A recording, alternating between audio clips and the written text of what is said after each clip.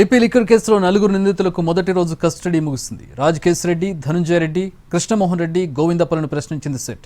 నిందితులు 8 గంటలకు పైగా పలు అంశాలపై ఆరా తీశారు సిట్ అధికారులు.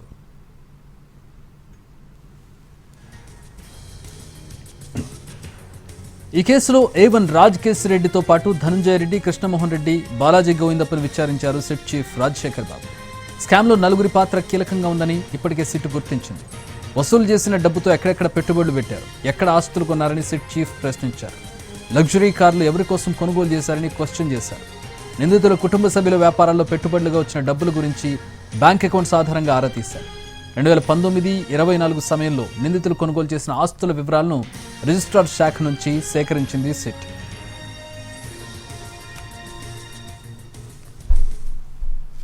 రైట్, మా ప్రతినిధి శ్రీకాంత్ జాయిన్ అవుతున్నారు విజయవాడ నుంచి. ఏపీ లిక్కర్ కేసుకి సంబంధించిన అప్డేట్స్ తెలుసుకుందాం.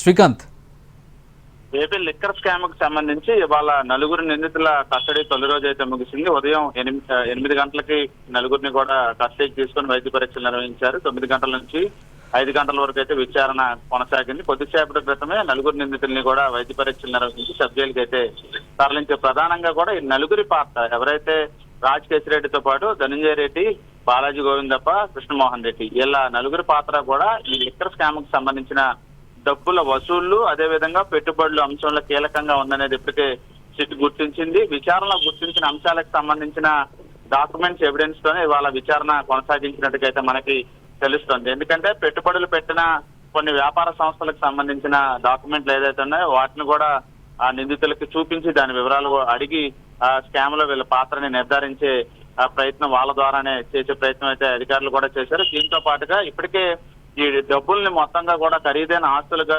కొనుగోలు చేసిన విషయాన్ని కూడా గుర్తించారు. అవి ఎక్కడెక్కడ ఉన్నాయనే అంశాలను కూడా తెలుసుకునేందుకు ఇవాళ విచారణలో పూర్తి స్థాయిలో సమయం కేటాయించినట్టుగా మనకి తెలుస్తోంది. నిందితుల్ని 100కు పైగా ప్రశ్నలు సిట్ అధికారులు అడిగినట్టుగా సమాచారం కూడా అందుతోంది. గతంలోనే రాజకేశ్రెడ్డిని సిట్ అధికారులు ప్రశ్నించారు. అప్పుడు స్టేట్మెంట్ కూడా రికార్డ్ చేశారు. ఇవాళ అతను ఇచ్చిన సమాధానాలు, వీళ్ళ ముగ్గురికి నిందితులు ఇచ్చిన సమాధానాలు, వీటన్నిటిని కూడా కంపేర్ చేసుకొని మొత్తం మళ్ళీ నలుగురిని కూడా కలిపి ఒకసారి సిట్ అధికారులు విచారించినట్టుగా మనకు తెలుస్తోంది. అయితే పూర్తి స్థాయిలో నిందితుల నుంచి సమాచారం వాళ్ళకి ఆ సిట్ అధికారులకు అందటం లేదనేది అయితే మనకి తెలుస్తా ఉంది. ఈ నేపథ్యంలో రేపు కూడా 2వ రోజు కస్టడీ కూడా తీసుకొని నలుగురు నిందితుల్ని రేపు కూడా విచారించబోతా ఉన్నారు.